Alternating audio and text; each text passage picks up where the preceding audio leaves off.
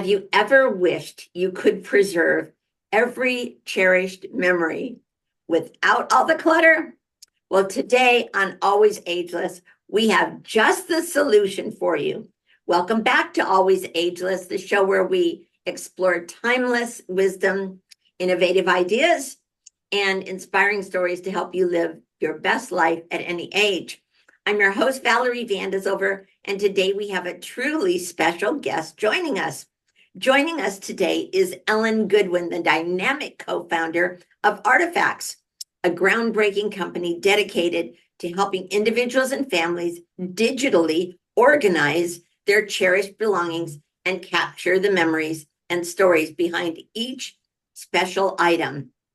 With a fascinating background, which I'm excited to hear a little more about, in the intelligence work and the CIA, Ellen brings a unique perspective and a wealth of experience to the world of digital memory preservation.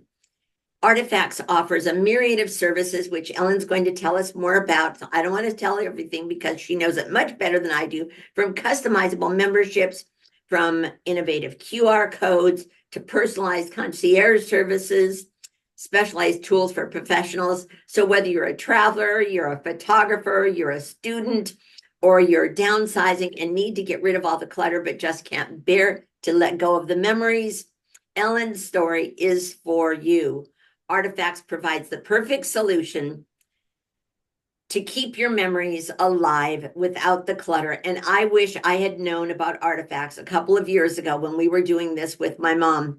So Ellen's here to share her incredible journey, the inspiration behind Artifcts, some heartwarming stories. So stay tuned as we dive deep into Ellen's story and discover how Artifcts is revolutionizing the way that we preserve our most meaningful memories without the clutter. Welcome to Always Ageless, Ellen. Thank you, Valerie, for having me. And I think I can retire now. You've said it best. I'll just put you on the road. Oh, that's okay. Well, I'll be glad to be your spokesperson, but we need to learn a little bit more from you first. So Ellen, as we get started, can you share with us your journey from working with the CIA in intelligence to co-founding Artifcts? What inspired such a significant career shift? Well, and you would think it's a career shift, but I see it all as beautifully flowing together. My co-founder and I did grow up together at the CIA. That's where we met. We went through training together. And as you might expect, starting your career at the CIA means a few things. A priority on mission, having this passion that's driving you forward, but also an importance on security and privacy and the understanding of the value of history and information. And I think that that's kind of what we've carried forward with us as we've been building Artifcts together. We reunited. My co-founder's mother actually passed away unexpectedly. She's only 65. And she had this beautiful leather-bound estate plan. And yet it said just divide assets equally among 3 children. And while in her family there wasn't dispute, my co-founder was the eldest and the only girl, and her brothers are like, yeah, not it, but don't get rid of anything important. And how on earth would you know? And really, Heather says it best, like we want to pass down not just stuff, but the stories and memories too. And they had no roadmap for themselves to know what to keep, what to let go of, what was valuable, what was sentimental. So their mother's home became this very expensive time capsule as they're trying to grieve and sort through it all. And so, when we started building Artifcts, we wanted to take the lessons learned from social media, right? All those giants were on Capitol Hill defending themselves. And we're like, okay, we're going to do it smarter. We're not going to call, kind of like doctors, do no harm, no follow counts, no emojis, no like awful commentary. And so we built something that in its heart is private and secure and is as easy as social media to quickly grab a photo or video that's already on your phone or take one that's new and capture what it is and why it matters to you and what you want to do with it in the future. That's an amazing story. And as we know now, Ellen, and I have this in my own life, my mom just turned 105 last week. So we have, and she has things from her childhood, her mom's baking dish and her grandma's this and that. And so I can certainly understand and the trauma of having to give things away. And had I known, I would have certainly use this, but she's not gone yet, and we still have half of her things, so we certainly are going to use this. So how did your experience in intelligence shape your approach to building and managing artifacts? Mm-hmm. You know, at the end of the day, in the intelligence community, when you're briefing a policymaker, right, you're trying to get the bottom line information to them so that they have the information they need to act. And that is exactly what we're doing at Artifacts. We're not creating a story burden. You know, too many times we hear stories, oh, my grandkids gave me this book and I'm supposed to answer, 101 questions. And I don't know. Even just today, we shared a real artifact from someone. The grandmother had a book, it's Grandma's Stories, and she's supposed to fill in all these questions. And one of the questions was, what was the first argument you had after you got married? And of the very few questions she answered in the book, she answered this one, and she wrote, who would remember? So it's just, we wanted to remove the story burden, but ensure that we're dealing with the stuff in the room. We collect all of these things, we accumulate these things, we inherit these things. They hold some of our most cherished memories. And we don't need generic questions and AI-based prompts to get to the heart of that. We can simply show someone an object and say, what is this? And you can unravel a whole story. I did this with my mother, a story I love to share. My father, I went to visit them in Wisconsin. He's like, hey, come upstairs with me. We went to the old master's suite. They haven't used it in over a decade. And when I walk in and, there's the main bedroom and a sewing room and bathroom and a walk-in closet. And the walk-in closet is as full today as when they used it over a decade ago. And I'm thinking, what is all this, right? And I start going through and I find every Halloween costume in my wedding dress. It's all of the tough stuff that hold on to the memories for us and they didn't want to let go of. And amongst all of those items, my hand lands on this bright red full-length wool coat. And my dad smiles. He's like, you have to take this to your mother. So I go downstairs, and mind you, my mother has advancing dementia, and she spots me coming around the corner and sees that red coat. And she's 20 something again and telling me how she went to school in Chicago and it's gray and blustery and cold. And my father can spot her, the woman in the red coat, all the way across campus. This coat is a piece of their love story. And so all I needed was a photo of that coat. And my mom, I quickly recorded audio. She told me about the coat and I created an artifact. I didn't have to make her sit down and write a story. I didn't need 2 hours of her time. And I think that lessons from the intelligence community of stating the point and letting people know what it is and why it matters is at the heart of how we built artifacts.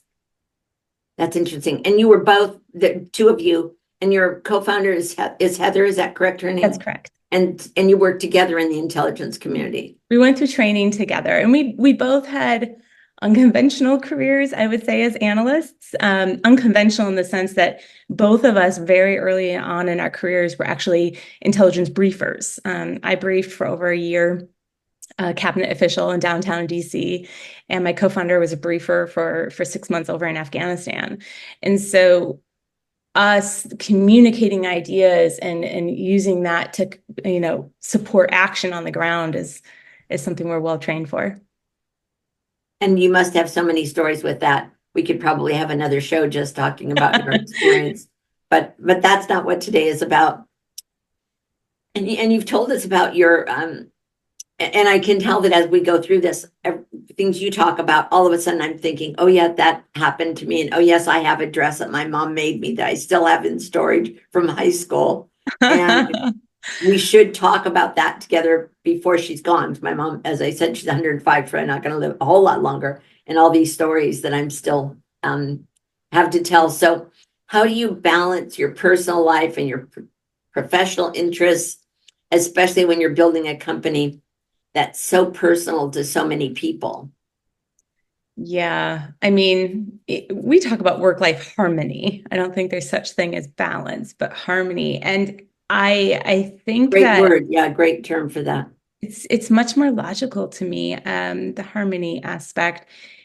Everywhere I go, artifacts comes up. It's almost impossible for it to not. But the beauty of what we've built, and one of our top artifactors, she's in her late 70s. She has hundreds of artifacts that she's made. all using our Android app. I actually said to her, I'm like, Sue, if we were making commercials, I'd make you my poster child. And she's like, Ellen, it's just not that hard because it's so easy. And so I think that we've removed that barrier to people by making that easy and accessible, right? And so I think that there is no separation in my life between my life and artifacts. I artifact all the time. And it's not always these valuable items that I'm going to pass down and I need to insure or whatever, but often it's, a card my daughter made me for Mother's Day and I want to capture it. And the thing, as you said, going into the show, we cannot keep it all. We will drown ourselves in stuff if we keep it all, right? But we can declutter with heart. We can downsize and honor those memories by artifacting it and capturing those stories as we go. We're going to tell them anyway. It's really, really unlikely that I'm going to be like, this is the kitchen table that has been at the center of my family for 70 years and not feel a little emotional about watching it go out that door. But absolutely. I can't artifact that. I can have a photo of the table. I can have a photo of us all around it. I can tell that story and feel at ease about letting the physical item go. And we need to get through the tough stuff. We can't keep it all.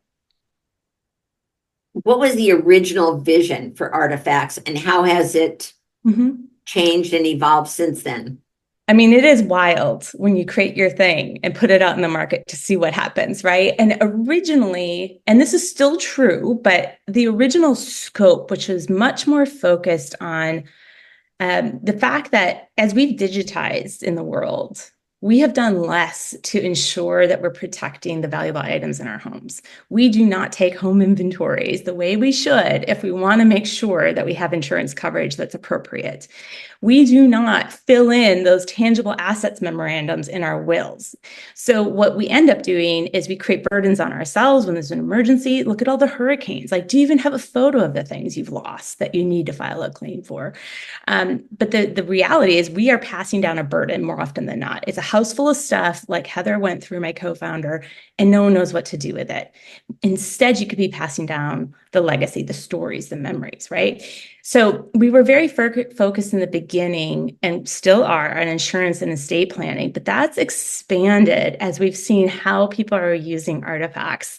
And to give 3 quick examples, one is certainly move management and home organizing, because you need to declutter and organize the stuff. And now you can do the memories too, simultaneous. So that's a very big area for us. A second was a surprise. One day last year, we got a notification that we won a genealogy technology award.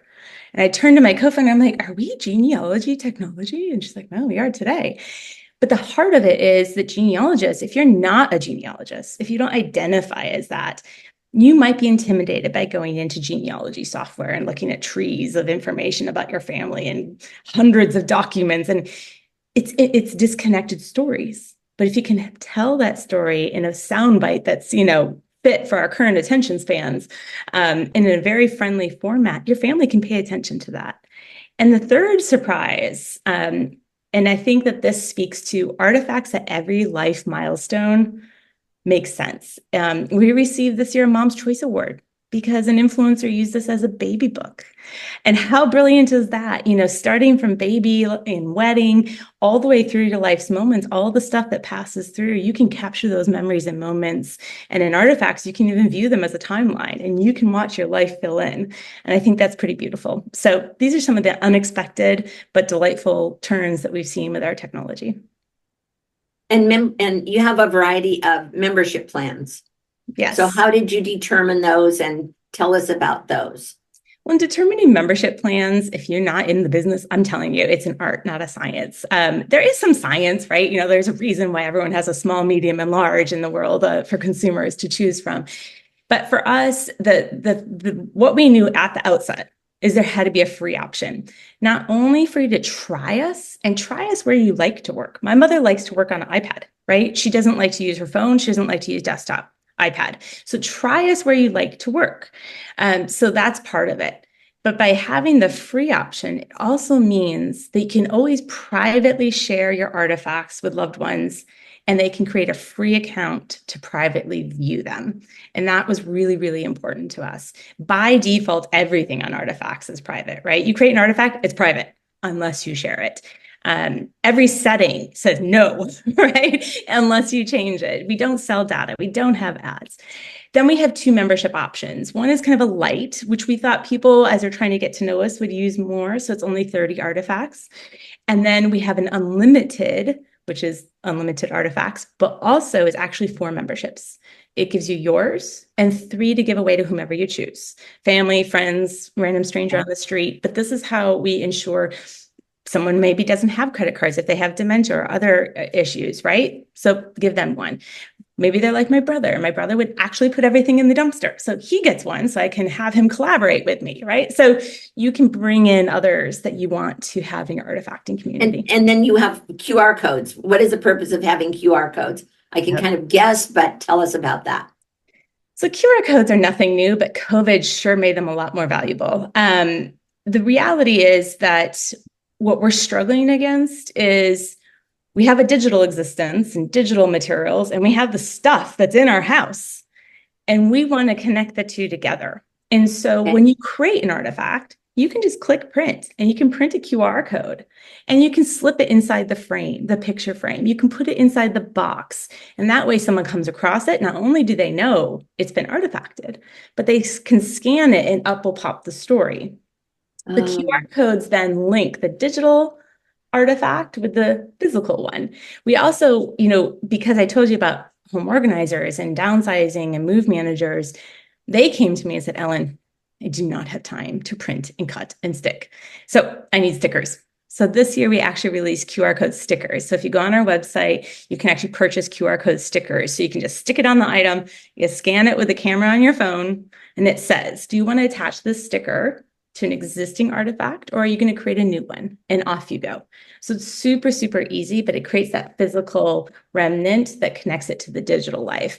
And lastly, it's also enabled us, we have a partner where you can go in and you can say, hey, I want to buy a book to publish my artifacts. And you choose a template. She has 4 templates. You choose a template.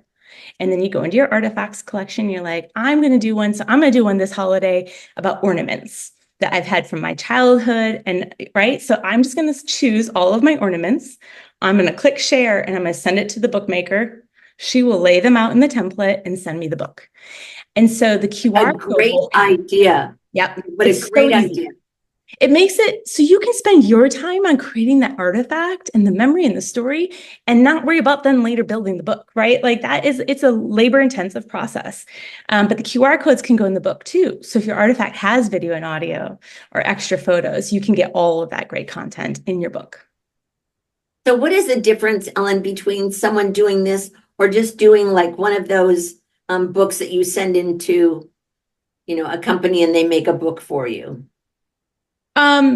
Well, are you talking about like a photo book? Sure. Mm-hmm. Sure.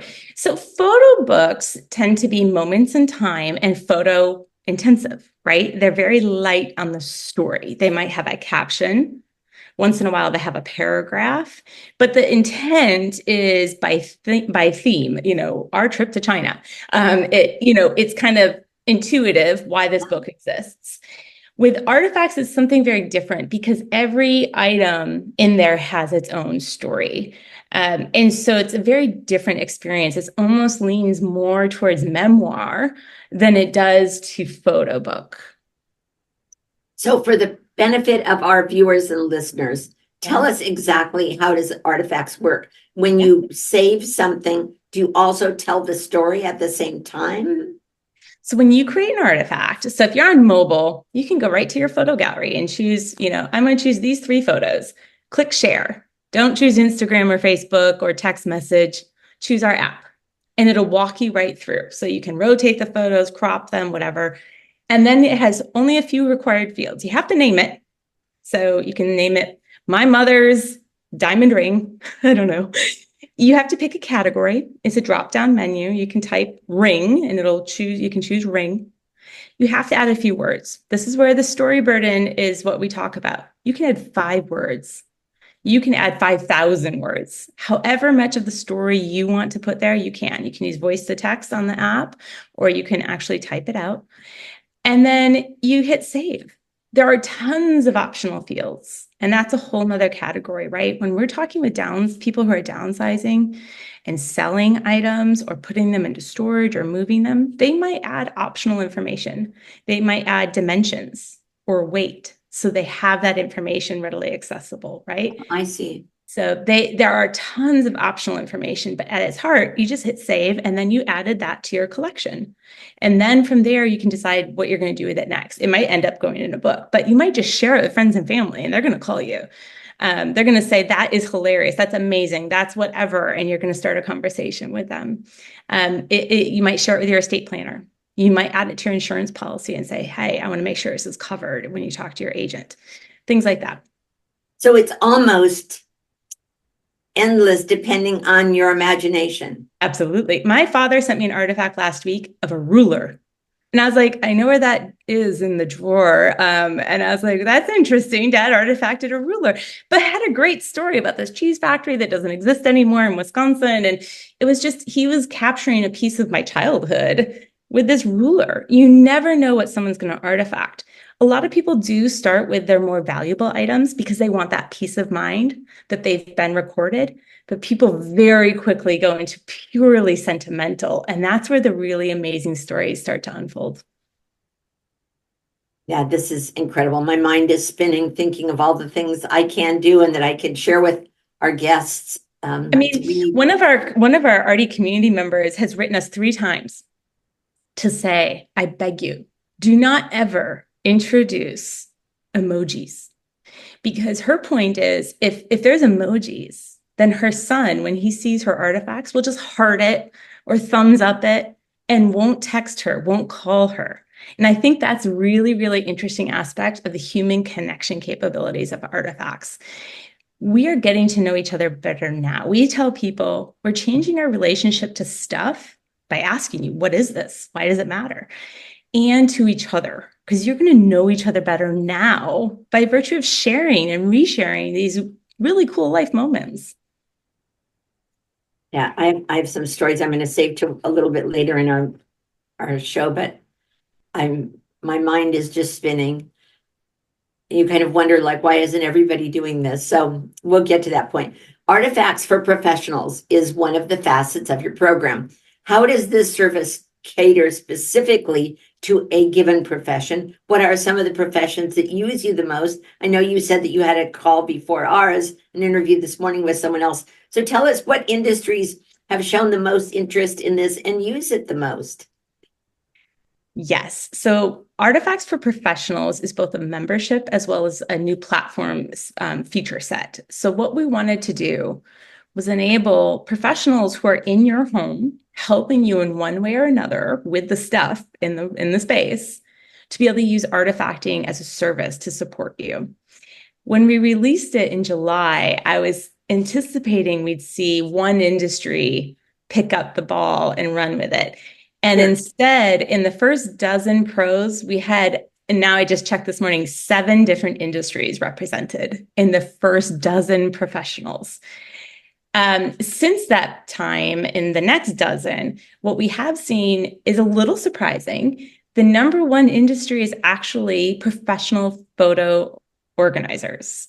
And the reason I think behind that, and I actually spoke with one just yesterday who booked a client to do artifacting next week. You can organize and back up all of your photos, and then you have 150,000 photos organized. Your family isn't going to be too thrilled to be like, great, I have 150,000 photos to sort through. Like, now what? The question is, now what? What do I do with that? Artifacts enforces this curation, right? If I'm going to tell this trip, I took my family to Hawaii this summer. It was a big celebration event that we've been planning for. If I'm forced in an artifact, you can have up to 5 photo, video, or audio in each artifact to tell your story. Which 5 photos or video or audio tell the best story about that trip, right? And so with a photo organizer, you're going to be marking your favorite photos, and maybe because it's beautiful, maybe because it's such a best of, experience, maybe it's a seminal moment. But photo organizers are using the artifacting process to help you with the now what. I have all my photos, and now I want to share them and capture the stories in a way that my family will actually want to consume it. And so I think that Artifacts for Professionals with Move Managers is another huge area for us, because you cannot take all that stuff with you when you're downsizing. And that isn't a very emotionally draining process. My parents haven't moved for 45 years. Facing the prospect of letting go of these memories, the tough stuff, is hard. And this process recognizes that and helps you through it. So I think that professionals in the home are going to be doing a great service to people who need this level of support as they're going through these life moments. That's very, very interesting. Well, can you elaborate then, Ellen, on the concierge services that you offer? I saw that was one of your offerings also. Yes, which I think if I could retire and do nothing else, I would just do concierge my whole life. So we will do virtual. So when you buy a membership, you can actually bundle your membership with a virtual 90-minute concierge. This we realized was necessary because people were afraid they'd buy the membership and not get started. They'd hit a wrinkle and they were nervous. Or we would have an adult child buy the membership for mom or dad, and the adult child is like, not it. I'm not going to teach them how to use it, right? So the virtual concierge is really great because it's completely one-on-one, and nobody has the same stuff as another. Nobody has the same motivation necessarily as the next person. So we can really guide you through every step of the way, from account setup to creating those first artifacts to making sure you know how to share them with whom you want to share them. So the concierge starts with a virtual option, 90 minutes. We also have in-person concierge. And I'm just about to kick off a multi-day concierge here in Austin, actually. And, the joy of that is, again, it goes to the intent. Some people are artifacting because they want to quickly capture whatever their collection is. They use it as a collection management tool. Now I know what I have. I can use the in the future field to say, I'm going to sell this. I'm going to donate it. I'm going to bequeath it. It can kind of like organize your thoughts. Other people are using it from a estate planning perspective, and that creates a different cast to the type of information you want. A third group, and someone that contacted us yesterday, they are artifacting specifically for insurance purposes. So when you're artifacting with insurance in mind, you're going to use the fact that every artifact can have up to 3 documents. You're going to attach the appraisal. You're going to attach the receipt. So if you're going to have it for insurance purposes, you're going to make sure that your valuables are well documented so they're ready to go to add to a policy, or if you need to file a claim. So the concierge can be very practical in making sure you get the most out of every artifact. And sometimes, to be honest, it's more fun to tell a story to someone else, right? It's more fun to story share. And so I think oftentimes, we'll go into these half-day or full-day concierge because it's the means by which someone wants to tell their story. And I think it's an amazing process. Yes, and this is such an exciting field, because you just think of all the life experiences and all the things that happen. And now the thought that you can memorialize those and keep the memories, and even things that maybe aren't so physical, but that relate to an experience. Or, I have a client who runs marathons, and she has probably she saves the ribbon from everyone. Yep. And now I'm thinking back as I'm sitting here listening to you, thinking, what if she told the story of where she was that day? And for me, when I love to go to professional conferences. We saved our lanyards, Ellen, from all the ones we went to, and who we were with and where it was, how exciting, just in that way. Inspiration is such a key component of artifacts, of course. So how do your articles, your interactive workshops, and community stories foster creativity and engagement among your users? My goodness, it's endless. And they inspire us as much as we inspire them, I think. And that's interesting because people often say, well, what should I artifact? And I like to joke, I'm like, well, I artifacted a ping pong ball that's in my jewelry box. Do you have a ping pong ball in your jewelry box? And they're like, no. And I was like, exactly. From ping pong balls to fine art, it's really endless. And so what we try to do on our website, there's an inspiration menu. You can view artifacts people have shared publicly, but we also have checklists. And the checklists all pick up on important themes that we've realized people artifact with implicitly through the years that we've existed. So we have themes around weddings and pets and life first, my first car, my first whatever, your work. I have a lot of artifacts related to my work life, whether it's, trinkets or awards or whatever, photos from places I've traveled. Travel is another theme, decluttering, common things that you might want to declutter and artifact, ephemera, paper things, like movie tickets, and all these kinds of things. We have checklists for that, and they're beautiful and they're free to download with your free account. And I think that's very helpful. We do lead a spring and a fall evenings with artifacts series as well. We bring in speakers from all sorts of industries. This fall, we just had our second one last night, so we have 3 more. It's always 5 in the series. This fall, we're doing it a little bit different. It's workshop style.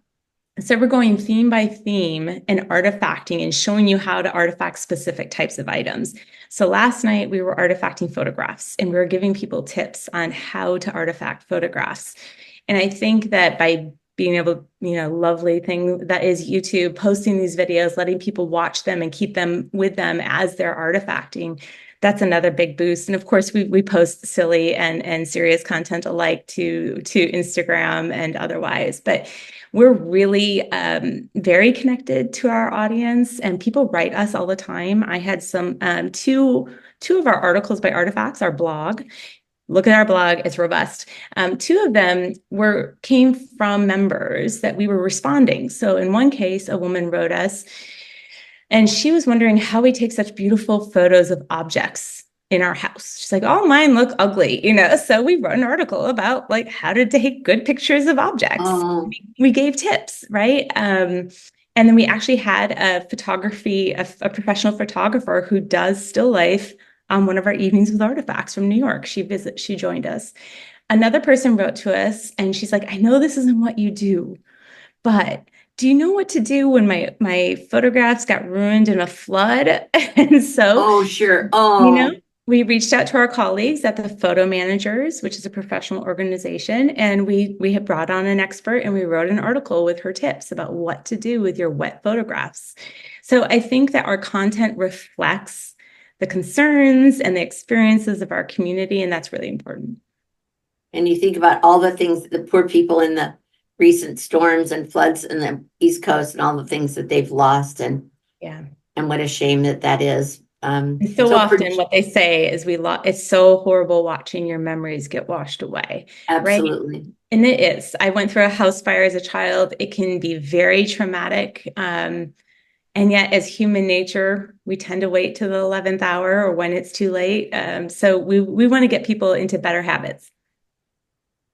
For the genealogy and history enthusiasts, what unique features does Artifacts offer to help them explore and preserve their family histories? Oh, and we have a great article on that. We'll make sure we share it with you. Genealogists have taught us a lot because they use artifacts in ways we hadn't anticipated. I mean, even small things. So in the genealogy space, color coding things matters. It's pinks and blues for maternal and paternal sides of the family and all of this, right? So even when you write your story, we had to introduce the ability to highlight in different colors because genealogists needed that. Genealogists were also the reason we introduced the ability to view your artifacts as a timeline. We had flip books, you can view it like a story. We had little grids, but it was the genealogists who really wanted timeline views so they could identify gaps. Oh, apparently I didn't go to college, or apparently I had no relatives in the 1900s. They wanted to see the gaps in their life story.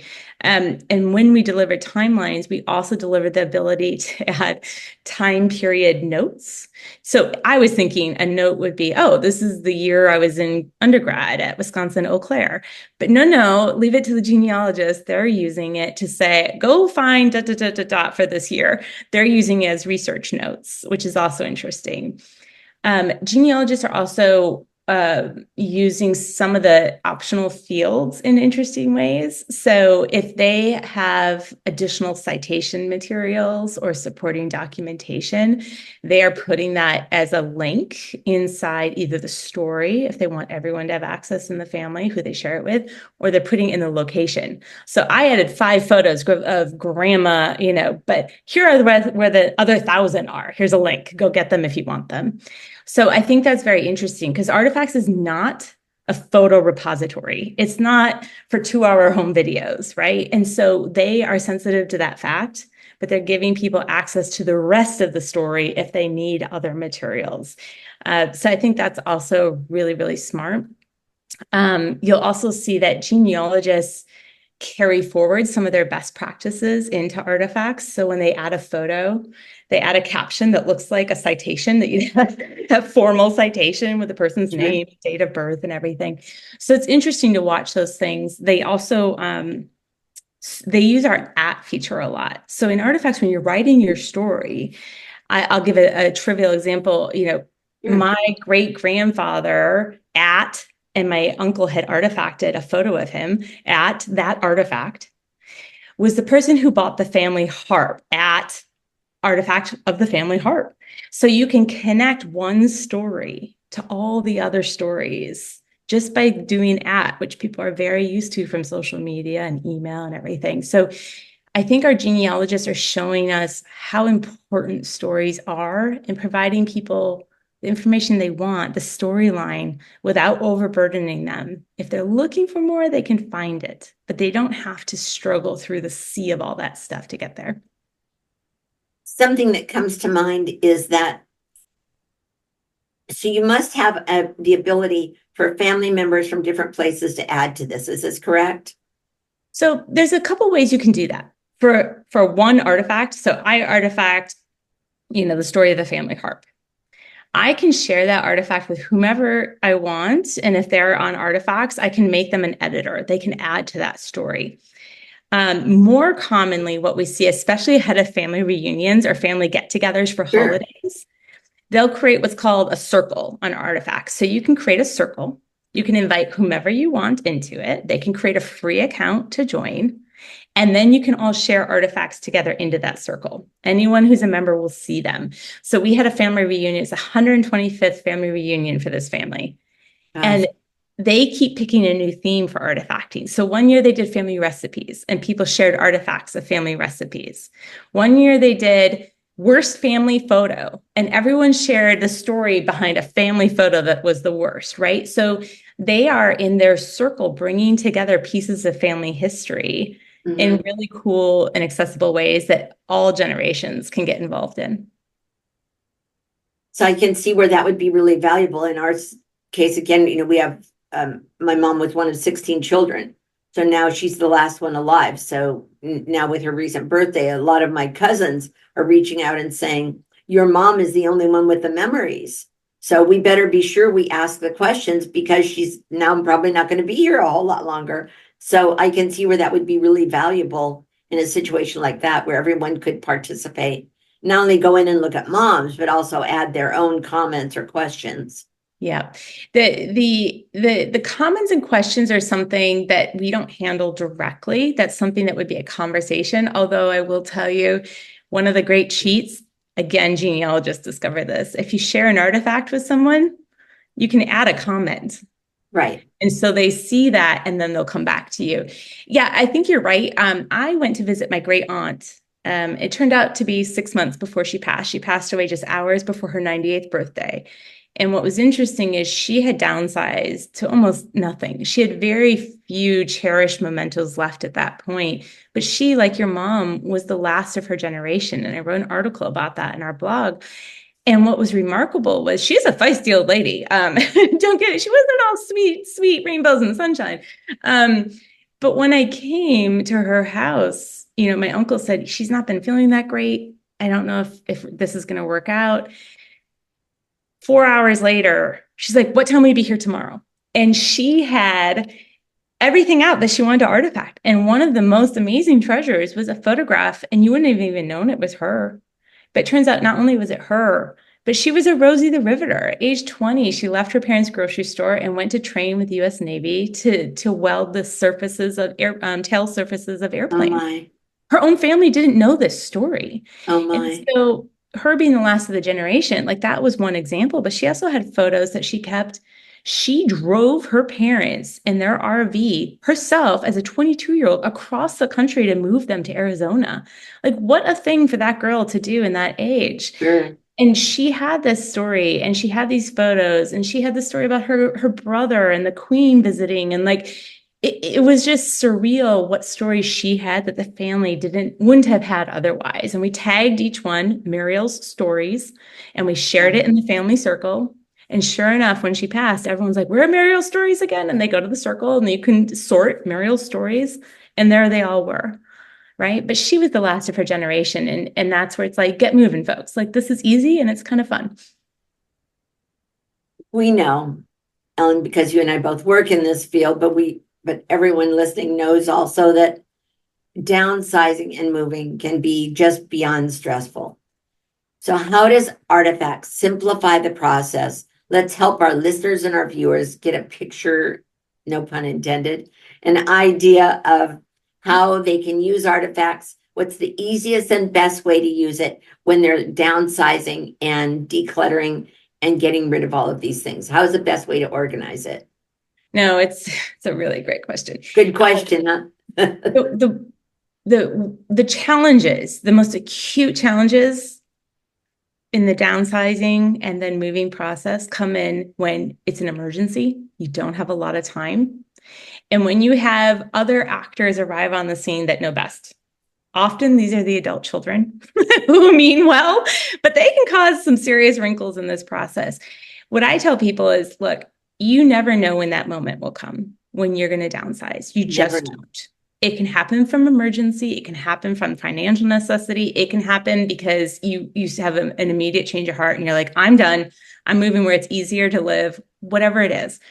So we tell people to put the artifacting process into their regular life, because at the end of the day, it is not all coming with you. And so that's where we talk about changing our relationship to stuff, right? Start with the stuff that makes you smile, right? Start really rosy, or start with the things that you're like, I know that's going to go.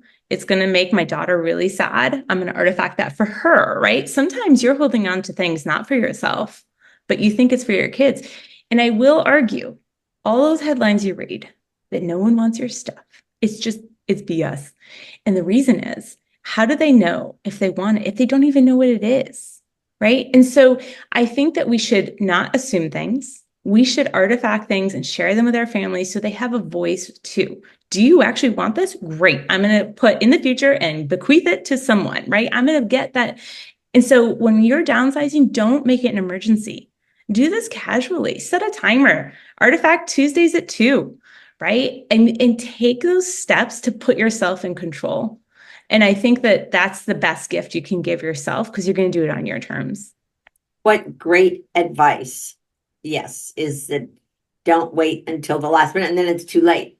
And people say to me, I hope you're recording all of your mom's stories. And well, I really wasn't, but it inspired me. So this week on our radio show on Always Ageless, we did have an episode with my mom. But yes, if we all, and even for us, we don't know whether we'll be in the same situation or the same place or with the same people, or will we see something when we travel and we think, oh, we don't really need that, but it means something, and we should come home and record those memories.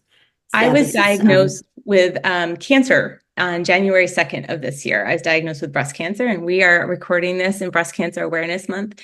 And I tell people, my first reaction was, I'm really glad I have my artifacts for my daughter, because my stories, my personality, my energy, they're all over my artifacts collection. It's unavoidable, right? But it is the greatest gift I can leave to my family, is these artifacts, because not only is it the stories and the memories, which are in themselves valuable, but it's a roadmap. My artifacts are a roadmap. You can look around my home and say, oh, I know what that is now. Don't love it. Sorry, mom. I'm going to get rid of that. But I'm really glad I have the story. It helps you make decisions about what's next for everything. And so I do think that, I wouldn't have expected cancer and, this question of mortality at my age. And here it is. And artifacts can help you have that peace of mind. Well, we certainly hope that you're well or on the road to recovery. And you're a very special person. And to have the heart that you have and the creativity that you have, and to see you create something that's so beneficial for other people is pretty incredible. So I'm sorry to hear that, and we certainly hope that everything will go well. Let's spend our last few minutes together. We have a little while left. Let's talk about your experiences in Artifacts. Can you share, and you've told us some already, a heartwarming story from a user has really found significant value in using Artifacts? Yeah. I wrote a great article called Because Who Wants 300 Miniature Pianos? And it's about one of our community members. I mentioned her earlier in passing because she has hundreds of artifacts. She's created all by herself on her Android app. And she received the Artifacts membership as a gift years ago, our first year of Artifacts, from her son-in-law. Because her son-in-law took a look. She's the family keeper. She has her things. She has her mother's, her grandmother's. She's a historian. She has a lot of stuff. And he took a look and thought, oh no, all of that's not coming to my house. Like, we need to figure this stuff out. So he gifted her artifacts. And she has found in the settings on Artifacts, you can say, always share with. So she always shares every artifact with her daughter, and actually with me too, which as the founder, I kind of love. But the thing of beauty about it is it sparks these great conversations that evade those dangerous assumptions that I told you. Don't assume they don't want your stuff. Have those conversations. So her daughter will see, oh, this mink coat, oh, this like antique cheese grater. And you never know when she's going to text her and be like, seriously, get rid of the mink coat. Or like, but I actually want the cheese grater, right? Like, you have no idea, but it sparks a great connection. And I think that it's helping her. And there's a term, it's called the art of Swedish death cleaning. It's not as morbid as it sounds. It's just that recognition of what are these things and what do they matter while we're still alive, not leaving it for late. So this is what she's doing essentially. She's going through her stuff and reckoning with what is it all and what do I want to do with it? And I think that's magical. And we see it time and again. There's another community member, she was downsizing and her 3 adult sons were helping her. They were just putting everything in junk and donate, right? Of course they were, right? But she's just as fast pulling things out. And among those were these 3 brass trays. The sons assumed they're from Target or Pier 1 or something like that. She's like, oh, no. I was living in Kathmandu and I went to New Delhi and I bought these giant, heavy brass trays. They're works of art and they're really heavy. And I actually dropped them in the marketplace and made a holy ruckus because a king cobra snake, jumped up and hissed in my ear. And I mean, it's a hilarious story. Each of the sons took a tray, because their mom was kind of a badass and they wanted the trays, right? So like, this is the human connection. And this is what motivates us to keep going, because by simply asking, what is that thing? You can unlock so much potential. Yeah. And what a great slogan kind of is, yes, what is that? And what does this mean to someone? Tell me, what's the most surprising feedback or results of artifacts that you've received? You come up with this idea, you're all ready and you launch your business. We know that. And then you get something comes out of that. What was the most surprising feedback or result of this that you hadn't expected? It's probably it's something I've been told not to keep telling people, but I'm going to tell it anyway. Okay. I think the surprise is always in what people choose to artifact, because it reveals what's important to them. And so the very first thing someone artifacted was a living, breathing cat. And I hadn't seen that coming. I was like, you artifacted your cat? But it was a big story about this cat, and they found it on the street in Brazil and they rescued it and they brought it home, and it has this longer, beautiful story to it. And so I think that it just goes to the heart of you don't know what is important to somebody until you ask the question. And I think that if Artifacts gives people that safe space to do this, I'm really gratified. And we're seeing that mature more and more. We just started our first brain health study with UMass Medical in Boston. Next week, I'm sitting down with a group of multiple groups of veterans organizations, and we're talking about using artifacting as a PTSD intervention. These stuff has the power of stories, yes, but it has this emotional connection that can be both damaging and energizing. It just depends on where you sit with it. And so I think that what people need to artifact, maybe need is the right word, is something really enlightening about what we've built. What are some of the challenges or the setbacks that you've had with artifacts that you didn't expect, and how did you overcome them? Yeah, challenges. Maybe it would surprise you. I don't know. Stuff is typically a burden of the women in the world. We are typically the ones organizing it and decluttering it. And when estate clear out comes, 85% of the women are the ones dealing with the estate clear outs. And so I guess it's not shocking when we talk with investors, we are self-funded.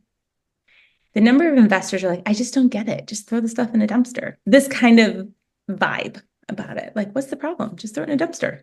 Stuff isn't a problem. Recycle it.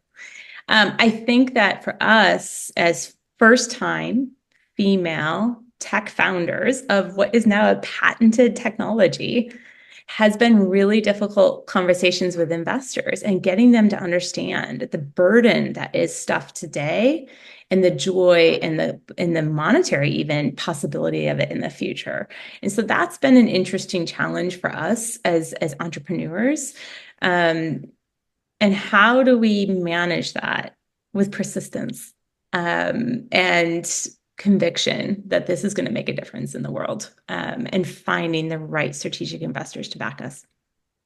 We only have just 2 minutes left, and we haven't gone through everything that I'd like to talk about. Certainly hope that you'll come back again. I do have a question though. How do you continue to innovate and stay ahead of things with artifacts? Because we know the technology changes, photography will change, digital things will change. How will you stay ahead of that? And what's your plan for the future of artifacts? You have to show up. That's how you stay ahead. We go to conferences across industries where people are talking about what's next in their industry. That is absolutely. We stay ahead by talking to consumers and understanding what they're saying without saying it, right? You have to be really tapped into your audience. Like, our audience is not an inventory app audience. Our audience is not a memory book audience. Our audience is ours. So I think that that's how we stay ahead. For us, it's always going to be about how our product delivers additional value for the stuff in the room. And so some of the product features that you'll see coming from us in 2025 are really responding to providing you more information about what the stuff is and what you can do with it next, as well as some interesting ways to really boost that interconnectivity across generations and get the attention and make sure that we're reinforcing that staying connected as we age. Thank you so much for being with us. You've shared some inspiring stories, and certainly given so many of us, I'm sure our visitors and our listeners, our viewers and our listeners, some great ideas of how to use this. We are going to share your information on the screen. Tell us real quick how people can find you. We're going to share it on the screen so that everyone will have the opportunity. We're going to put this on YouTube as well so people can see and find you. Thank you so much, Ellen. It is my personal honor and pleasure to have you as our guest today on Always Ageless. Tell us how we can find you. Thank you so much. It's artifacts.com, Artifcts. We took out that second A, artifacts.com. You can email us. We are very responsive at hello@artifacts.com. Follow us on Facebook under Artifacts or on Instagram, The Arty Life. And we can't wait to see you. Keep in mind, we have our Evenings with Artifacts series going. We have 3 more weeks of interactive workshops. We're a great gift for the holidays, and I hope you'll jump into our community. Thank you so much, Ellen Goodwin, for joining us today on Always Ageless. It's my pleasure. Thank you, Valerie. Thanks.